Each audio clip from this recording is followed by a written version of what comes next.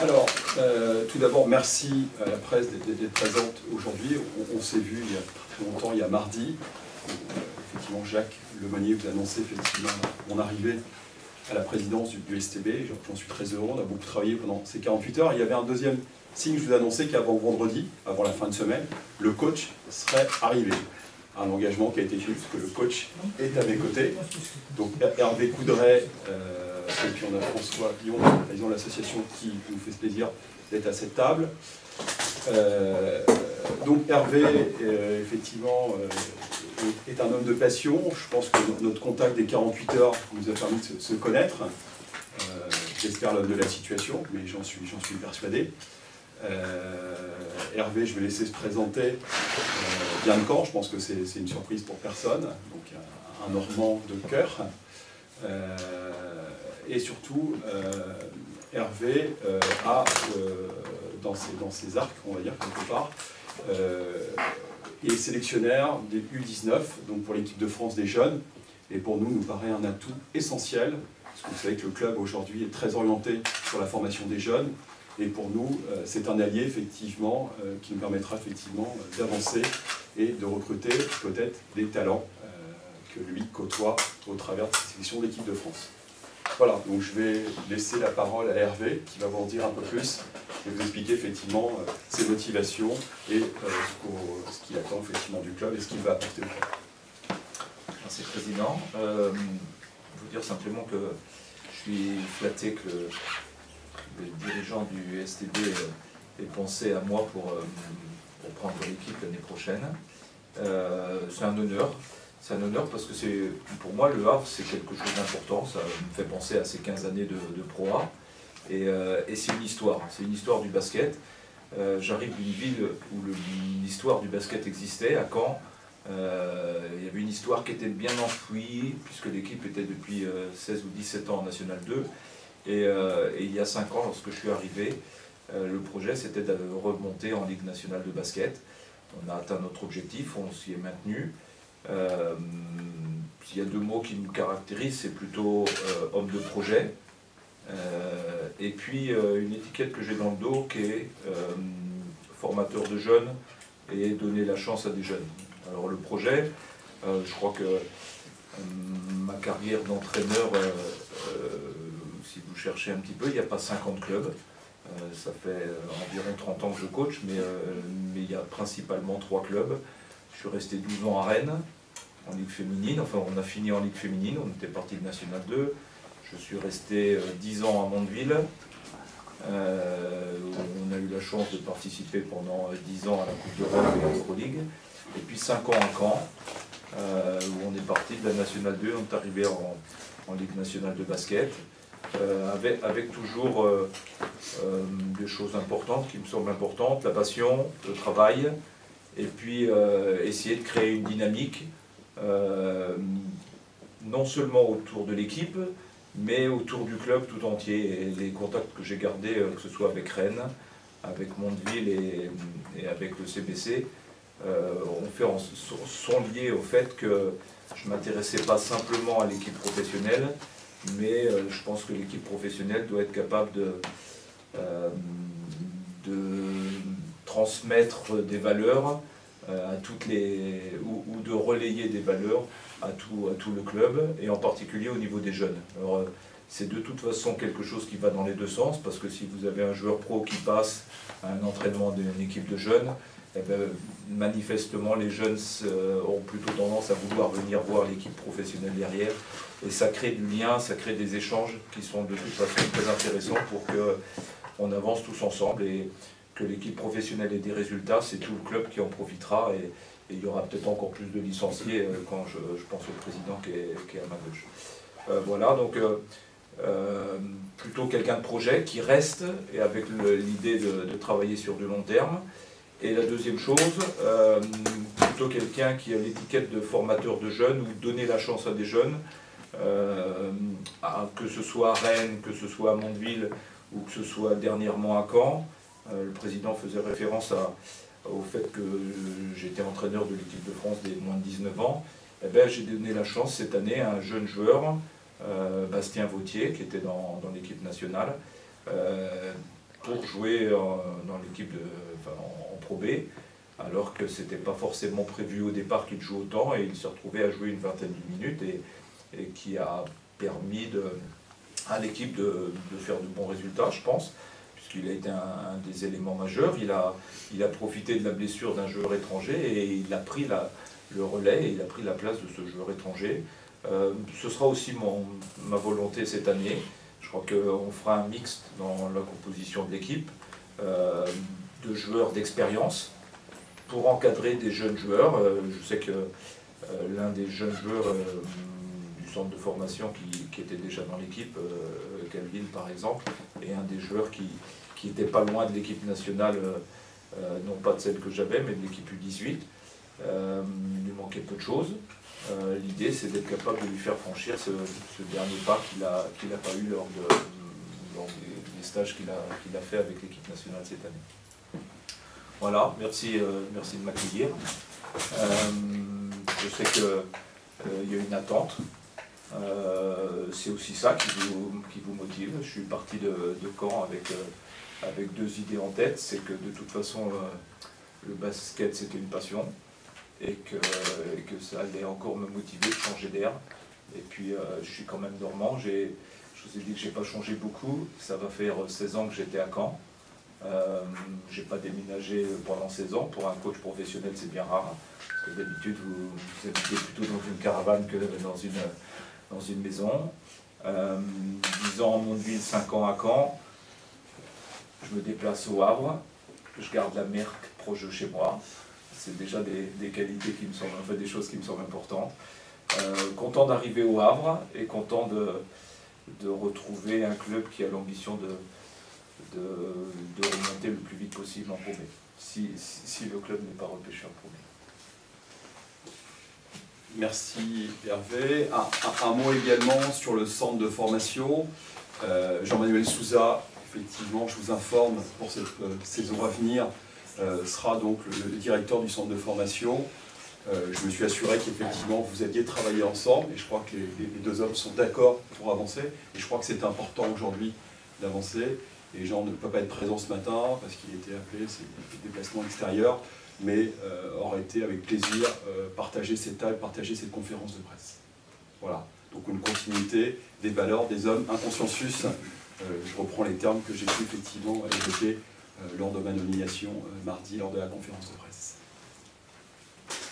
Voilà ce que je peux vous dire ce matin, et nous répondrons à vos questions si vous le souhaitez, si vous avez des questions.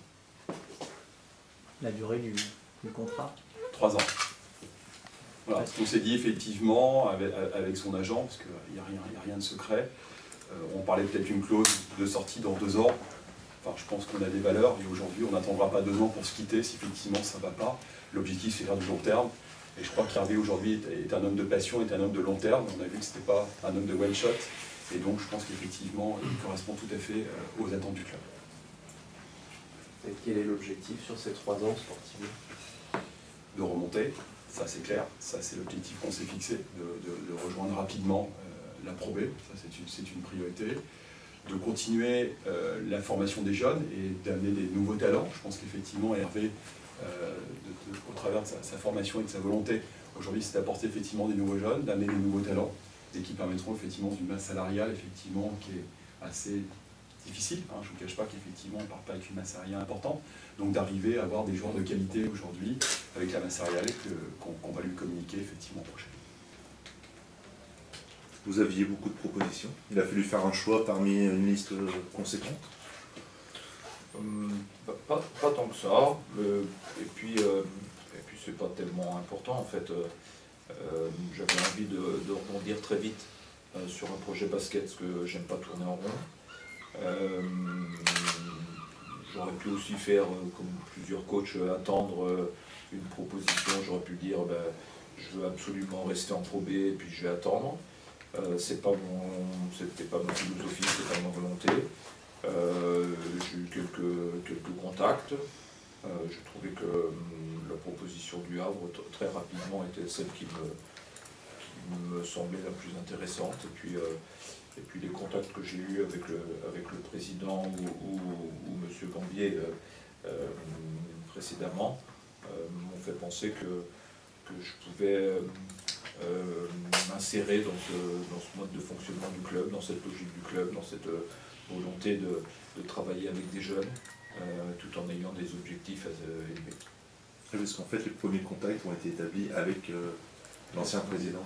C'est ouais, particulier comme situation. Ouais, à un moment ça m'a un peu refroidi en fait, voilà, parce que vous avez contact avec une personne et en fait j'avais contact qu'avec lui en fait. Et du jour au lendemain, cette personne démissionnant, je me suis dit bon ben ils vont sûrement penser à quelqu'un d'autre, ce qu'aurait pu être le cas, hein, puisque le nouveau président aurait pu avoir une autre idée dans sa tête. Ça n'a pas été le cas, très vite j'étais rassuré par des personnes qui savaient que j'étais en contact avec M. Gambier et voilà, je crois que j'ai été patient à ce moment-là, mais le club a très vite réagi entre la démission de mercredi soir, l'élection de M. Morlot sur le lundi soir, il me semble. Lundi soir, c'est ça. Voilà, j'ai eu quelques contacts qui m'ont rassuré en me disant bon ben on va être patient, on a perdu peut-être une semaine pour la construction de l'équipe, mais ma foi, une semaine, lorsqu'on est encore début juin et qu'il y a autant d'équipes de Pro A, Pro B qui ne savent pas à quel niveau ils vont jouer, le marché n'a pas encore énormément bougé. Entre Blois qui ne sait pas si ça va être Jeep Elite ou Pro B, entre Boulazac dans le sens inverse, entre le CBC, pardon, le STB, Paris, hier Toulon, enfin vous voyez, donc ça fait en sorte que pour le moment le marché n'est pas complètement lancé et c'est pour ça qu'il fallait réagir vite par contre maintenant pour signer le coach. Et l'aventure à Caen, elle s'est terminée parce que c'était quoi? C'était la fin d'un cycle? C'était parce que sportivement, c'est une vraie réussite. Vous êtes passé, vous m'avez dit, de la N2 à la Pro B, en maintenant l'équipe. Ça s'est arrêté dans quelles circonstances, dans quelles conditions? En 5 ans de montée, 2 titres de champion de France en N2, N1 et puis un maintien en Pro B. Oui, je pense que c'est pas mal. Ça va, il y a pire. Non, je crois que... Alors pourquoi ça s'est arrêté justement? La question, elle mériterait d'être posée aux dirigeants en fait. Ce sont les dirigeants qui ont souhaité... Ouais, c'est pas vous qui avez dit on arrive... Non, j'aurais bien aimé continuer. J'aurais bien aimé continuer de grandir en même temps que le club. C'est allé très vite. De monter en 5 ans, enfin quand vous arrivez de la Nationale 2 et qu'en 5 ans vous arrivez en Pro B, c'est pas simplement dans le basket, c'est dans les structures du club qu'il faut grandir très vite. Et le club a fait le choix de grandir avec une autre personne. Voilà, c'est un peu...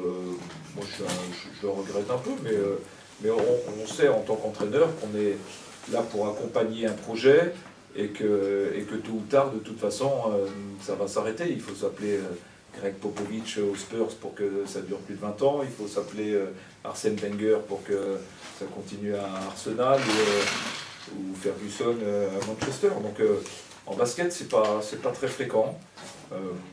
Voilà, vous savez, c'est... Vous fassiez monter l'équipe en 3. En fait, c'est le projet. Donc, ici, mais si on se quitte lorsque j'aurai fait monter l'équipe en proie, je pense qu'on aura déjà atteint un objectif intéressant. Hein. Voilà. Est-ce que vous avez déjà une idée un peu de ce que vous voulez faire avec l'équipe? On sait qu'il y a certains joueurs qui sont encore sous contrat, c'est en fonction aussi de la division, c'est 2 étrangers en N1, 4 en Pro B. Est-ce que vous savez un peu, vous avez déjà réfléchi forcément un peu à ce que vous vouliez faire avec cette équipe? Ouais, je pense qu'il va y avoir un mix de joueurs d'expérience et d'encadrer quelques jeunes joueurs de talent potentiel.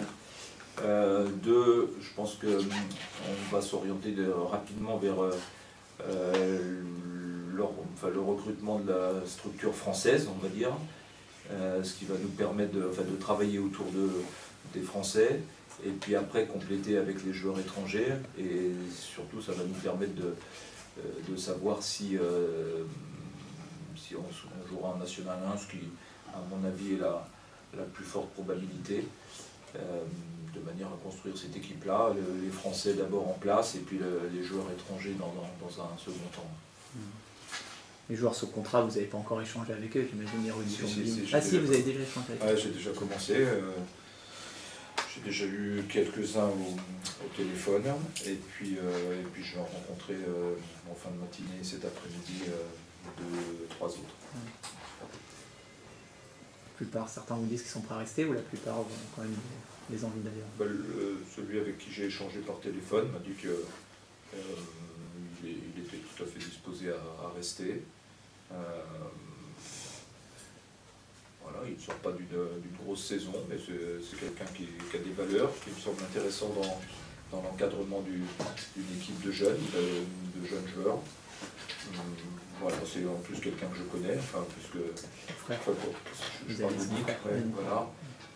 Pourquoi je le connais? Parce que lorsqu'il a eu son problème de santé l'année dernière, enfin pas la saison passée, la saison d'avant, il avait repris l'entraînement avec nous à Caen, puisque j'ai eu la chance de coacher son frère pendant 4 saisons à Bryson.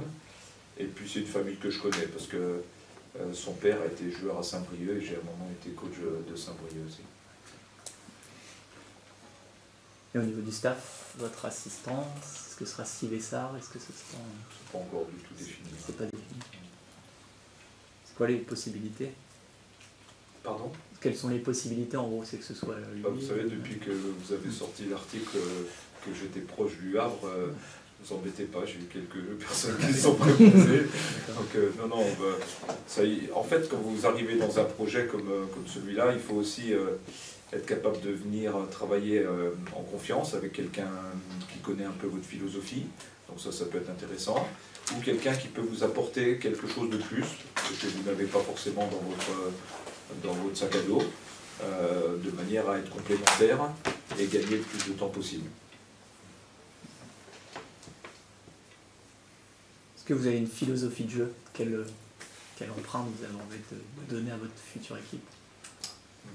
Un des mots qui me semble important, c'est être capable d'abord de jouer ensemble et de partager la balle en attaque. Être capable de jouer les uns pour les autres.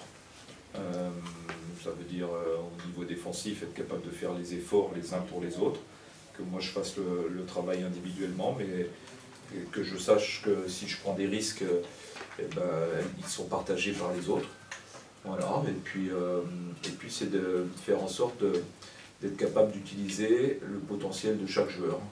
Je pense que lorsqu'on a déjà fait ça, on a fait déjà une première chose en termes de basket, et je pense que la deuxième partie, c'est dans le management et dans la hiérarchie qu'on peut mettre en place dans l'équipe, m'appuyer sur une colonne vertébrale de joueurs qui sont des joueurs qui prendront les risques et qui accepteront de prendre des risques parce qu'ils ont de l'expérience dans les moments importants. Parce que je regardais un peu les 2 matchs pour la montée en Pro A encore hier soir.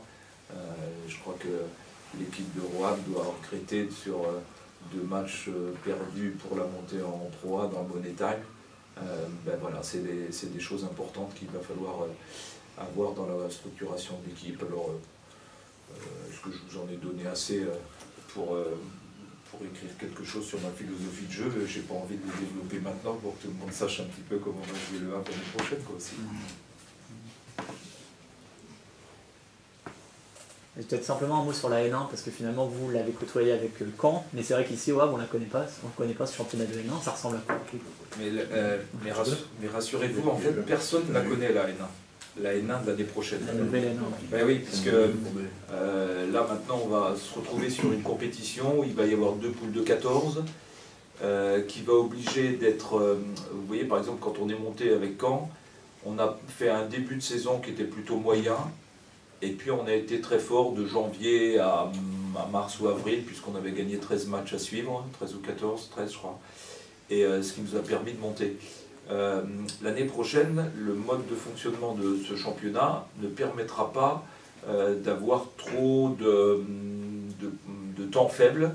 Les 2 poules de 14 où là vous jouez 26 matchs et il faut finir dans les 5 premiers pour être dans la 2e phase, et où là il faut être encore premier pour monter directement. ça fait qu'en fait, il va falloir, enfin je pense que l'équipe qui remportera ou qui arrivera à accéder à la Pro B sera l'équipe qui aura été le plus régulière, l'équipe qui aura été la plus régulière et qui aura réussi justement à pas avoir de temps faibles ou des temps faibles mais plutôt courts, pas sur 3-4 journées à suivre. Donc ouais, ça va être une découverte pour tout le monde. Je discutais avec le coach Le Gris qui était en N1 là, le vendredi dernier, où il dit que ça va être une N1, enfin il a même dit que c'était une N2 améliorée. J'en suis pas si certain, je suis pas si certain que ça. Quand je vois le recrutement de certaines équipes, Ludovic Schell qui signe à Saint-Vallier par exemple, le joueur de Nain dont j'ai perdu le nom là, Wallace, qui signe à Angers. Ouais, il va y avoir des joueurs de Pro B qui vont descendre en N1 et qui vont faire en sorte que la N1 elle soit sans doute aussi un peu tirée vers le haut et peu importe l'objectif, quelle que soit la formule de compétition, notre objectif il restera le même.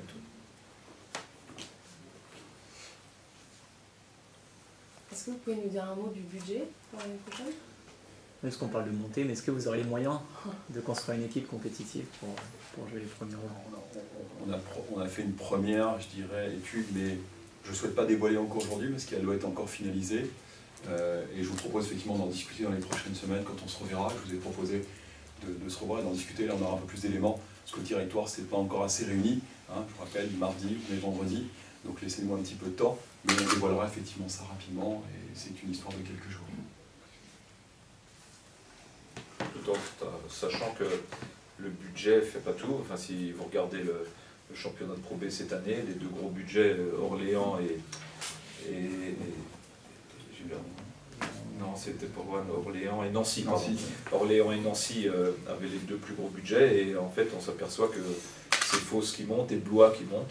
Ça ne fait pas tout. Une équipe comme Blois a eu des choix judicieux dans son recrutement et a fait en sorte d'avoir une alchimie dans l'équipe qui lui a permis de passer devant les deux grosses équipes d'Orléans et Nancy, par exemple, et Rouen aussi, puisque Rouen était aussi un gros budget.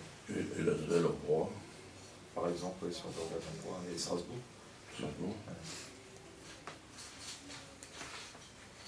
Mais le Havre s'est maintenu de nombreuses années en Pro A, avec un budget qui n'était pas forcément. Et ça me plaît bien, ça d'être le petit, ça me plaît bien. Je l'ai été longtemps à Caen, pas à Caen, pardon, à Rennes, je l'ai été aussi à Mondeville. Je me souviens d'une année où les journalistes, avant le début de la saison, nous avaient classé 11e sur 12, et on a fini dans les 3 premiers. Quelque part, c'était une bonne revanche sur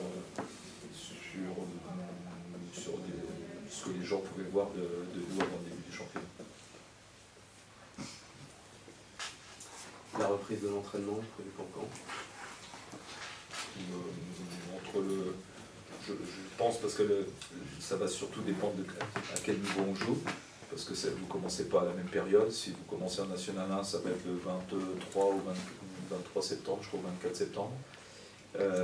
Si on joue avec sans doute probablement un match de Coupe de France le 16, il me semble, ou 19, je ne sais plus, regardez le mercredi.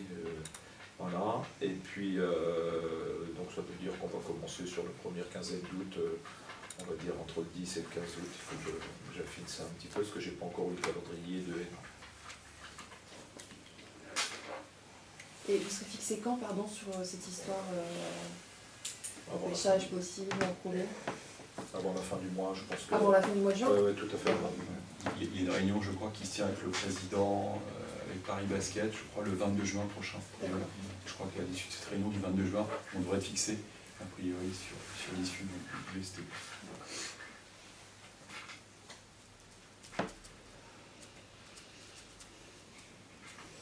On fait tous un micro? On peut. Est-ce qu'il y a un dernier mot? Je voudrais laisser la parole à François, qui a été silencieux et voilà, qui partage aussi les valeurs du club. Et voilà. Donc nous, on est très contents que ça soit Hervé. D'ailleurs, plusieurs fois au niveau de l'association, quand on avait reçu la nouvelle que Hervé quittait Caen, on trouvait que c'était un excellent candidat. Et moi, oui, effectivement, c'est cette notion de projet dans la durée. Nous, on aimerait bien s'installer dans la durée et cette interface avec, comme l'a dit Hervé, avec l'équipe professionnelle, le centre de formation, l'association, tout ça, ça forme une ligne technique de préformation, de formation. Et je le dis toujours, intégrer un jeune Havrais dans l'équipe pro, c'est le point ultime de l'association et de fédérer autour de la région havraise et voilà, et les jeunes et nos jeunes joueurs. Et c'est pour ça qu'aujourd'hui on a des joueurs au pôle et on fait de la formation, on amène ce rayonnement un peu global. Donc, nous on est tout à fait satisfaits de la venue de Hervé. Donc on est tous heureux autour de cette table. On est heureux, c'est clair. Voilà.